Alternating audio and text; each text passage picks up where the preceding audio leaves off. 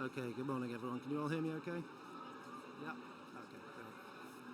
I'm not going to listen to myself speak, that's really challenging. So good morning everyone and welcome to PFH Live. For those of you that know Guy Stapleford, who was supposed to chair this session, I'm clearly not Guy Stapleford. He does send his apologies, he's poorly this morning, so I'll be chairing the session instead. I'm Neil Butters, I'm the Operations Director at PFH, and it's my pleasure to introduce today's speaker for this session, Angela Holden.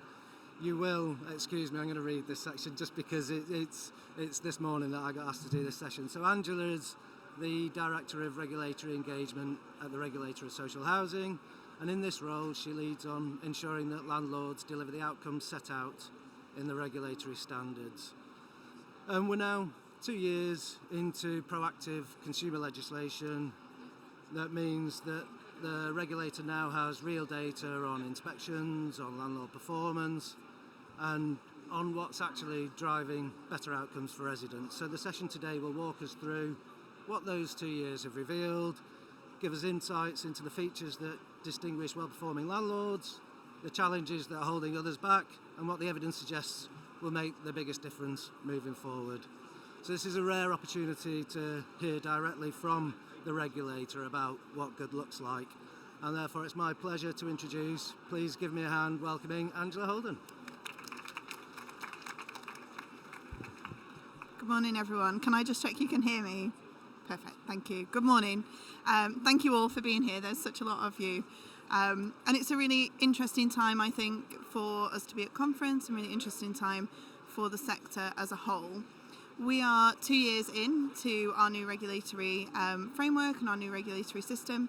So it's really just an opportunity for us to pause and think about what does this mean, what have we learned as a regulator, what do we want to share with the sector as well. So just briefly, what I was going to focus on was our regulation over the last 2 years, so what that looks like, and some of that will be very familiar to the people here. Some features of well-performing landlords, so what do we see when landlords are performing well? And what are the challenges faced by landlords as well? So where landlords are maybe not performing quite as well, or where they're struggling with certain areas, what are the challenges they face? And then thinking about what might make a difference moving forward as well. And then we have time for questions and discussion at the end. So just on our regulation over the last 2 years, we use this diagram quite a lot, so some of you will have seen this before. This is what our regulatory model looks like in the current form. So the blue boxes, we have our main tools are inspections that we carry out on all large registered providers over 1,000 units at least once over a 4-year period. We do responsive engagement, which is where we are responding and reacting to information that comes to us as a regulator. And then we ask landlords for data submissions, and we do analysis of those data submissions that might either trigger some responsive engagement or an inspection.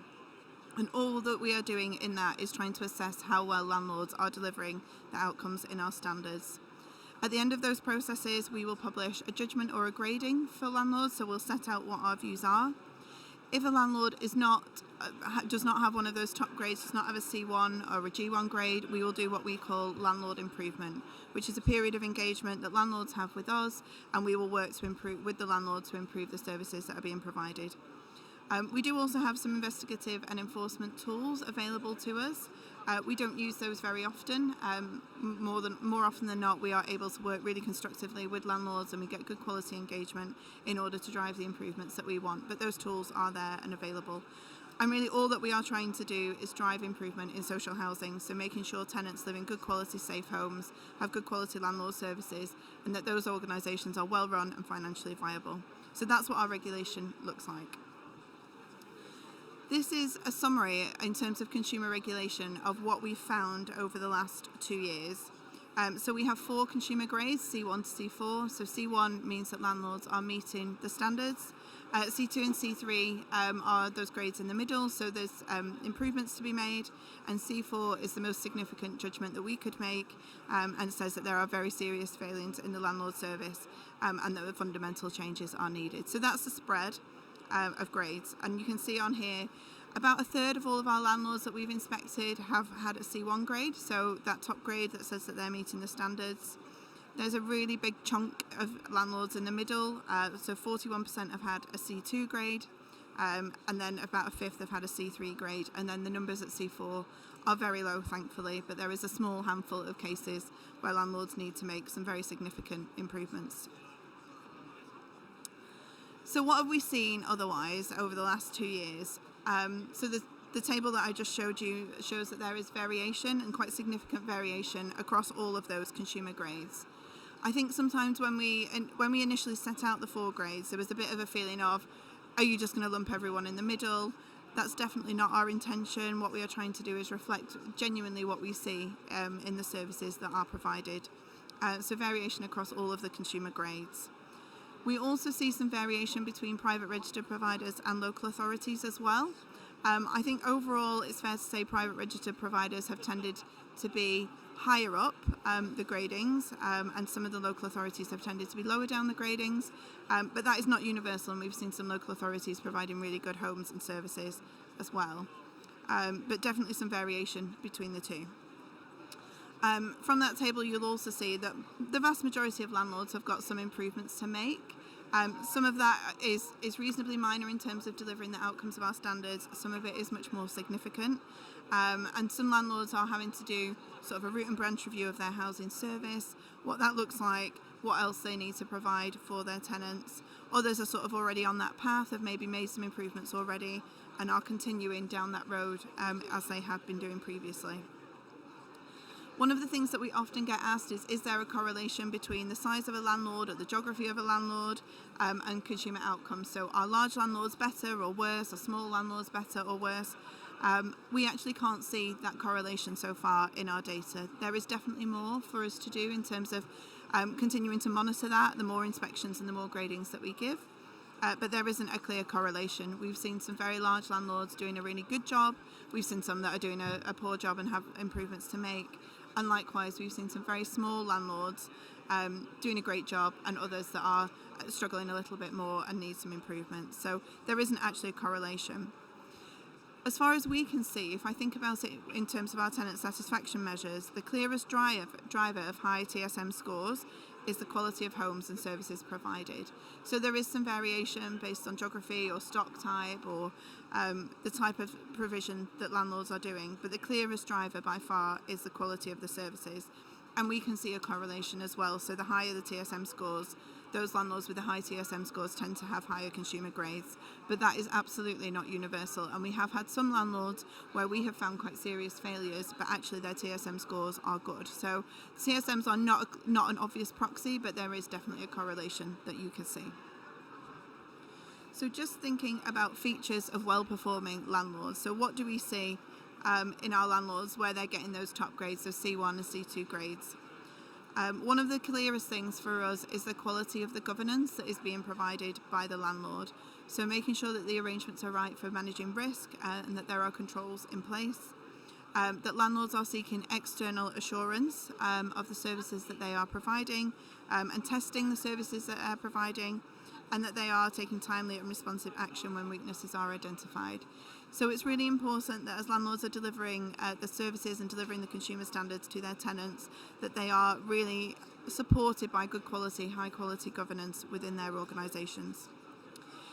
The other thing that we see that drives good performance is the quality of the data that is held and the use of that data. So we see in those landlords that are performing well, we see strong and improving understanding of homes and of their tenants. So landlords have done an awful lot of work in recent years to understand their homes better, and also doing an awful lot of work to understand their tenants better as well. And the thing that we really like to see, and the thing that helps drive the improvements that we want to see, is that data is used by boards and councillors and executives to really shape how services are delivered, to shape what that service looks like for tenants, taking into account what tenants' needs, how you tailor those services to meet tenants' needs, and making sure that if there are indications that services are not where they should be, that you're taking the right action to drive improvements. The other things that we see in a well-performing landlord is the real focus on the quality of housing and services. So a relentless focus on what does that look like for tenants? What does that feel like for tenants when they are living in our homes? So making sure that good quality homes are provided, that you're meeting your health and safety requirements, These things tend to be consistently well managed in the well-performing landlords, and that doesn't mean that things don't go wrong sometimes, but making sure that you are able to recognise if something is off track and responding to that is really important. The other thing we see is a real focus on tenant voice, so making sure that tenant voice is evident in the decisions that you're making, so that you've got the right mechanisms to hear from tenants, that tenants' voice is featured at all levels through your governance system as well, so that you can hear tenants' voice right from the services that are provided on the ground, right through to your decision making, right through to boards, councillors, who are scrutinising the work that officers are providing. So making sure that tenants have a lot of mechanisms, a wide range of mechanisms to be involved and to have their voices genuinely heard. And the other thing that we see in well-performing landlords is a proactive approach. So those landlords that are reaching C1 grades, often what we see is that they are never complacent about the services that they're providing. So they might provide a good quality service, but they always recognise that there's more work for them to do as well. And what we want to see is that landlords are proactive about that, so that they're preparing for upcoming changes, preparing for policy changes and regulatory changes, and that they're identifying issues and responding to them before they crystallise. So thinking about challenges faced by landlords and some of the challenges that we have seen in our casework. So this is thinking about those landlords that are maybe in C3, C4 spaces, so at those lower grades. I think one of the things we see is challenge between getting a strategic view and an operational view, and particularly where boards and councillors should focus their time and attention. I think one of the challenges with that is there is so much information that as a board and a councillor you would want to be aware of and you'd want to be managing, but there is only so much you can do. And how much do you seek assurance from your offices? Are you able to get assurance, genuine assurance, third-party assurance or real assurance, or is it reassurance from your offices that everything is fine? And I think where we've seen landlords relying on reassurance that their officers tell them that everything is fine and they're not supported by those governance arrangements, we've really seen some landlords struggle between getting the right level of detail and understanding where boards and members of councillors should focus their time. The other challenge we see is around poor quality data and systems. So inevitably when we see landlords that are in that C3 or C4 space, there is definitely space and issues around their data almost always. So perhaps their health and safety data isn't where you would want it to be. Perhaps your repairs data isn't helpful.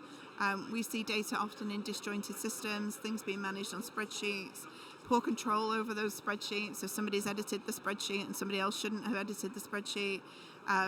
Systems that don't talk to each other. So your information perhaps on tenant vulnerability is stored on one system, your repairs contractors have access to a different system and they can't see that your tenants need something specific in order to deliver that good quality repairs service, and a lack of assurance over data. And often when we are working with those landlords who are in that C3, C4 space, one of the things that we will talk to landlords about and an early focus of ours will be on how they improve the quality of that data and the use of that data to make sure that you're driving the improvements needed. We also see in these cases poor quality or unsafe homes. I think it's fair to say this is not a majority of cases, but often there are issues around meeting the decent home standard, landlords who don't know enough about their homes, so maybe haven't done stock condition surveys or have done partial surveys, haven't focused on whether there are hazards in tenants' homes. Decency work is not completed, so one of the things we've seen is a real investment in landlords understanding their homes recently and stock condition surveys, but perhaps not taking the next step and thinking, well, how do we improve the quality of these homes and drive the decency for those landlords? And health and safety work is not completed as well. So similar, either health and safety checks not carried out or health and safety checks that have been carried out, but the actions not followed through to actually make the home safe for tenants. We also see in these cases where tenant voice is lacking. So we see lots of landlords doing lots of activity.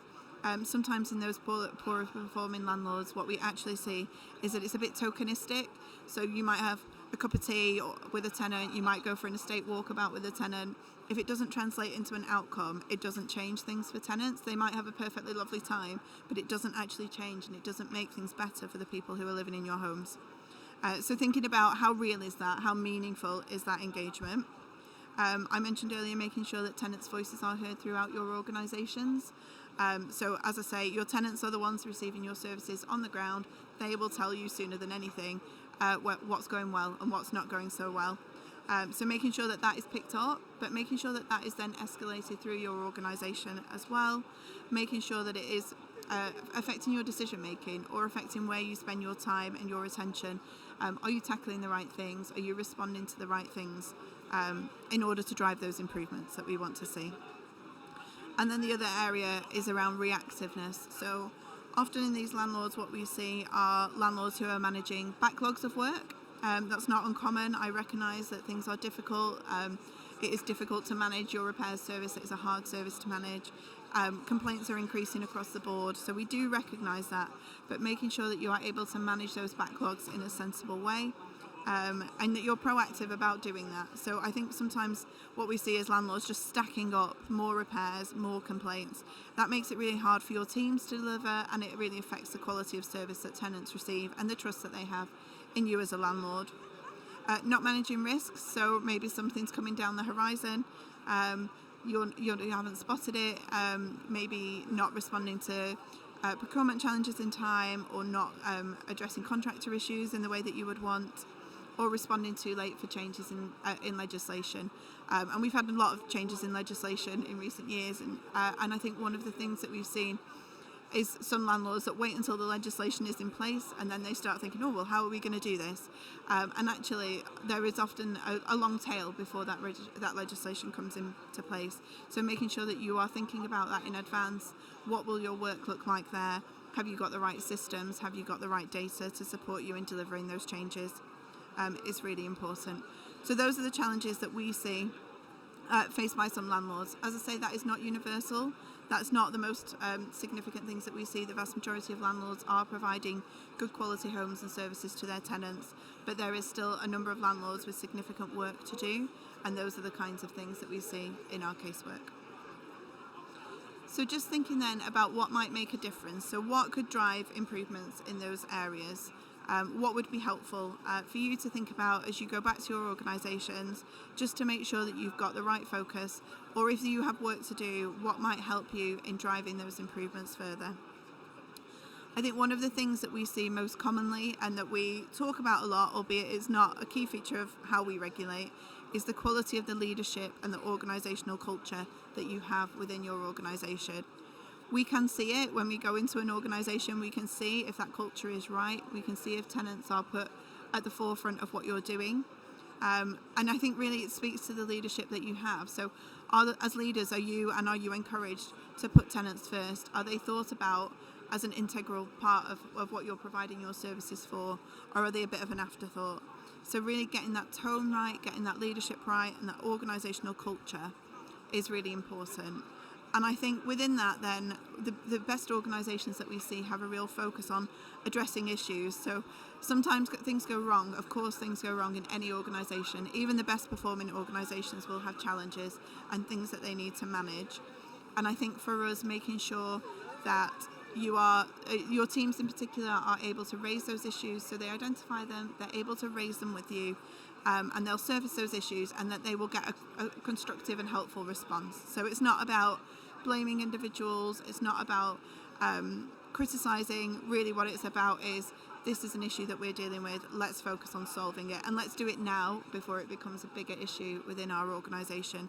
Because often these things, they're left to fester, it takes too long to sort them out, then the damage is sort of done from a cultural perspective, from a tenant perspective, in terms of their trust and confidence in you as a landlord. So really making sure that you have what you need as an organisation to surface those issues and to get those issues addressed at an early stage. I've already talked quite a lot about governance arrangements, so making sure that you've got effective governance structures in place within your organisation is really important. So making sure you've got the right reporting in place at all different levels, so within your management teams, within your senior leadership teams, to boards and to councillors.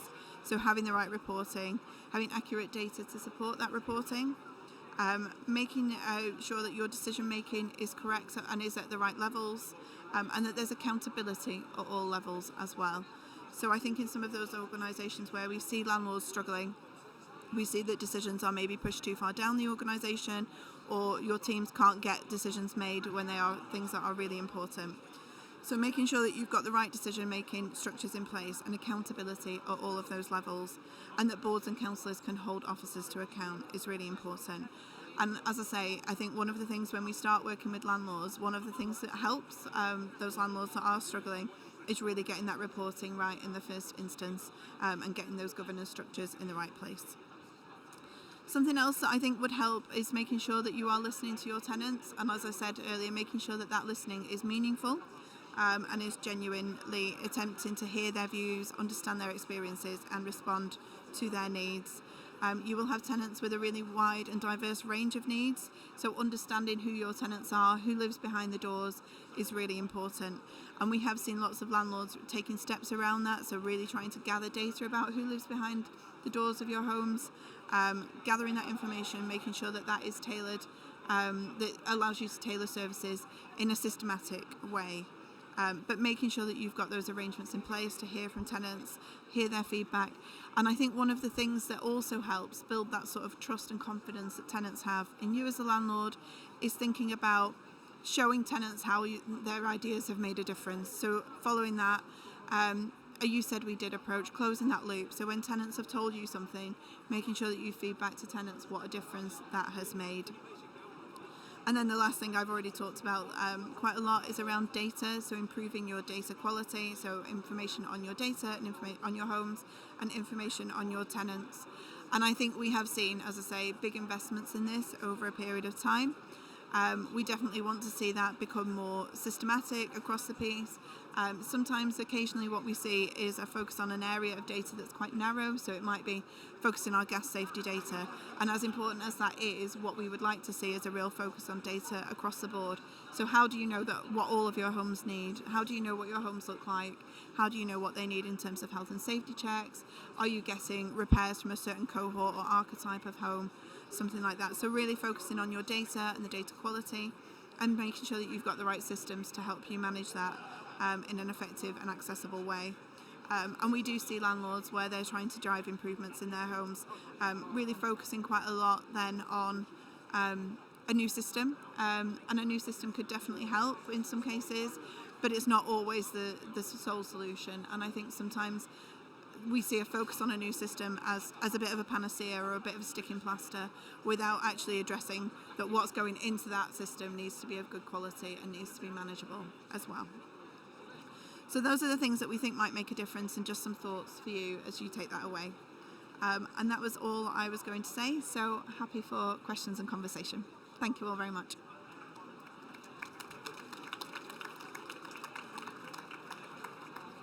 Thank you, Angela. That was just fantastic, in-depth, detailed and honest appraisal of where we are in terms of the last 2 years. So as I said at the start, it's not often we get to hear directly from the regulator of social housing, so it's a great opportunity for anyone to ask any questions. Unfortunately, we don't have a microphone that I can bring around, but if you want to put your hand up and ask a question, I'll walk around and then we'll put the question to the microphone for Angela to answer it. Anybody? No, everybody goes shy. I'm sure there'll be a queue afterwards, Angela, to ask you some questions. So I'll start then, and then we can see if anybody else has a question. So now that we've got 2 years of data, I suppose the question for me is, what's been the most surprising outcome of that data, and what did you see that you didn't expect that could really have an impact on organisations going through this new regime? Thank you. So we've 2 years of data now, and for a long time we said, it's too early to draw conclusions, but I think halfway through is probably enough time for us to start drawing some conclusions. I think the things that we expected to see, we have seen to a degree, so we expected a pretty wide variation in the quality of services. We expected some landlords to be right at the top end and some landlords right at the bottom end. So that is not a huge surprise. We expected to a degree that some local authorities would have some work to do, given that was an area that hadn't been looked at for a long time. I think the bit that has maybe surprised me the most is more around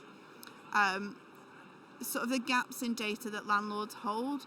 So things that what we would have taken for granted. So when a landlord gives us a decency figure, we might think, oh, well, what does that tell us? But actually, when we sort of unpick that or try and get under the skin of that, actually you see that there are some gaps often in that data. So perhaps a housing health and safety rating system assessment of hazards hasn't been done, or it's quite partial, or they've just done a check on components or something like that. So I think the surprise for us is more what underpins all of the information that we are given. And I think the new regime is quite helpful in that sense, that it gives us access at a greater depth to understand what is really going on within those landlords and to explore that a bit further. And I'm hoping that over time that will drive those improvements. So it will mean things like wider stock condition coverage, that kind of thing. But it's been a work in progress, and I think that has been a bit of a surprise for us as an organisation. Any more questions? Oh, there we go, yeah.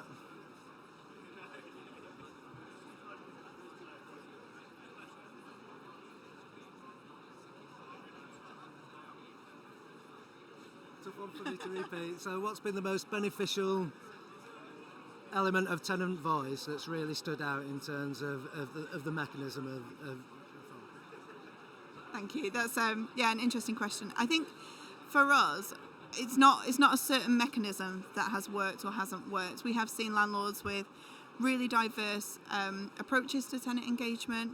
I think one of the things that we have really seen is how tenants are, where it is done well, is really driving the conversation and really able to focus on what's gone well within an organisation, or say where the landlord needs to focus their time. So as an example, we had a local authority a while ago, and their repair service was reported just through the regular council phone line, and the council thought that was fine.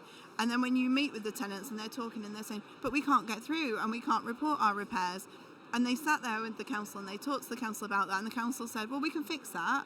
And then they take that away, and then they have a dedicated phone line. And then we are meeting with the tenants, and they show you that full loop, and they can say, we fed that back, we were heard, this was changed as a result, things are better. And that's a really powerful message, I think, where tenants have real say over what their services look like and real influence over what is designed, what is given to them as a service. So it's definitely things like those kinds of examples where we see really meaningful change being made within those organisations. But in terms of different methods, I think the big thing for us is showing a broad range of approaches. So we've definitely seen consultations, panels, tenant board members, a full range of task and finish groups, surveys, all of the different ranges. I think one thing that I do like where we see it is where landlords will have sort of a menu of engagement. So they'll say something that's like, you can be involved here, this will take 2 minutes of your time. You can be involved here, this will maybe take half a day a month, something like that. But being really clear with tenants about what their options are, what that might look like, what that costs in terms of their involvement, how you can facilitate that involvement to be good quality, has been really helpful, I think, in driving a wide range of engagement and making sure that tenants' voices are heard at different levels. One at the back there.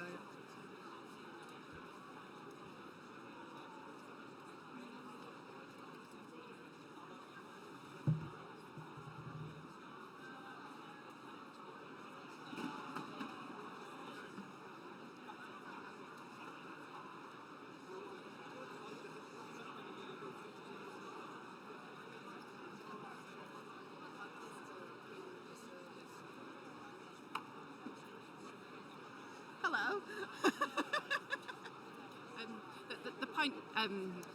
The point I just made was around, starting back with your starting point, residents tell us every day what works well, what doesn't work well. And if we go back to why we want resident engagement, we have this every day through surveys, TSMs, and even though residents don't want to engage with us in our menu of options, we've still got all of this wealth of data. And going back to, we want to maximise the number of voices we hear that every day. It's just making sure it's all in one place, I guess. It was just a comment.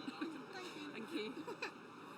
Thank you. And I think that is an important comment. And I think one of the questions I do often get asked is, what if we can't get tenants to engage, or what if they don't want to engage in the way that we are expecting? And I think for us, We still want landlords to keep trying. We have seen landlords where they've really managed to turn that around, so where they maybe have struggled previously to get engagement, but being quite creative about how they ask tenants, how they want tenants to be involved, the opportunities they give to tenants, how accessible they can make it for tenants to be involved. And we've seen that really helping to drive that quality of engagement. And I think, not every tenant will want to sit on a board or will want to run a scrutiny committee or something like that, and I think that's absolutely fine, but I think they should have the option to do that. And I think our job, and certainly as landlords, is to make sort of the cost of entry to that as low as it possibly can be for them, so lowering those barriers, making sure that it's as easy as possible for tenants to contribute and have their views heard.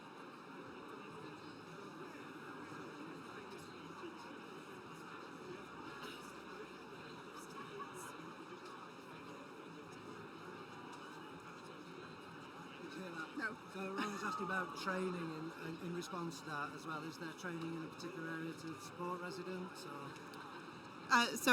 If everyone didn't hear, the question was about, is there training to support residents in their work in terms of their engagement? Is that right? Yeah.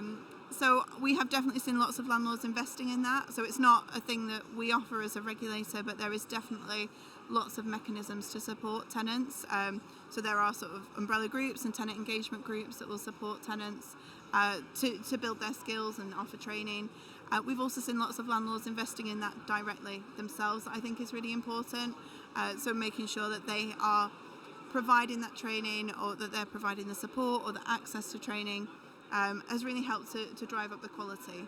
I also think there is something about how much training should tenants need in order to engage with you as a landlord. So if you can make it as simple and straightforward and as easy for those tenants as possible, I'm hoping that you wouldn't need quite so much training. And it's something about, we see some quite technical reporting sometimes, and of course tenants can access that and they can scrutinise that, but then they're being offered training on how to read our data. Well, if you need training on that, you might just need to simplify your data a bit so everyone can access it. So that's two things, I guess. Okay, we've got a couple of minutes left. If anybody has a final question for Angela. If not, I've got one, Angela, if you don't mind. So a lot of housing associations in particular that I speak to at the moment are wrestling with their future place in LGR and the wider rollout of LGR. Is there any data yet on those strategic authorities and the landlords that operate within those boundaries as to whether that's impacting performance? I think it's a bit early at this point for us to know. It is something that we are really alive to as a regulator. LGR is a really significant piece of work.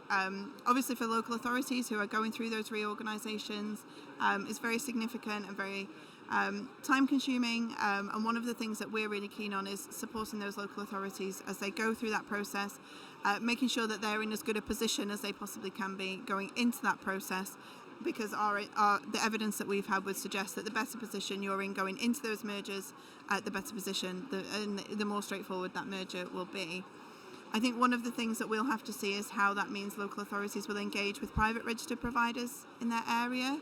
I don't think we've seen enough at this point to answer that question, but it is something that we are really keen on, and one of the things that we talk to landlords about is about how they are building those links with private registered providers in their area and how they preserve those links when the landscape is changing a bit as well. So it's definitely something that we'll continue to monitor as we go through.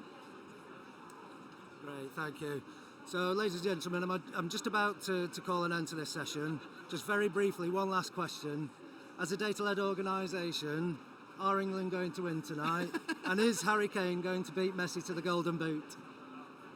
That is the first time I've had a football question. I'm going to say yes. I know the audience, I will say yes. Wonderful, that's great. Ladies and gentlemen, on behalf of PFH and PFH Live 26, just if you can put your hands together for a great session from Angela Holden. Thank you, that was great. No, really interesting. And I think that LGR question is going to be a really interesting one to keep there.